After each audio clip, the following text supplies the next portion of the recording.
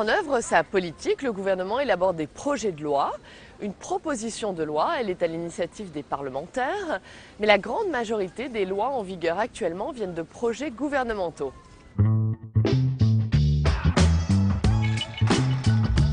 La Constitution prévoit que le gouvernement détermine et conduit la politique de la nation, c'est l'article 20 de la Constitution, et par nature, cette action du gouvernement suppose la mise en œuvre de réformes, quelle que soit leur ampleur et leur objet, et l'instrument juridique d'une réforme, c'est un texte législatif, donc c'est le gouvernement qui dépose des projets de loi pour mettre en œuvre le programme qui est le sien.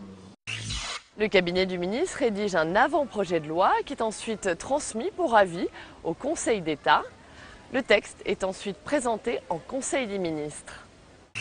Le Conseil d'État est en quelque sorte le conseiller du gouvernement, c'est-à-dire qu'il vient sur des aspects juridiques, avant que le gouvernement ne dépose un projet de loi, indiquer s'il y a des difficultés dans le texte qui pourraient se traduire, une fois le texte voté, soit par des inconstitutionnalités, des incohérences avec d'autres textes juridiques internes, voire des contradictions avec des traités internationaux. Avant d'être discuté en séance, un texte est d'abord examiné en commission par les sénateurs. Depuis la réforme de 2008, c'est la version adoptée par la commission qui est ensuite présentée dans l'hémicycle. Cela renforce donc le travail des parlementaires.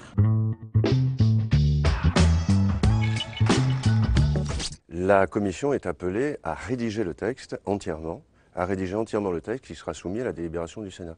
Elle n'est plus seulement rédacteur d'amendements, elle devient rédacteur du texte qui sera soumis à la délibération du Sénat. Ce n'est plus en quelque sorte juridiquement le texte du gouvernement, mais c'est le texte de la commission qui va venir dans l'hémicycle.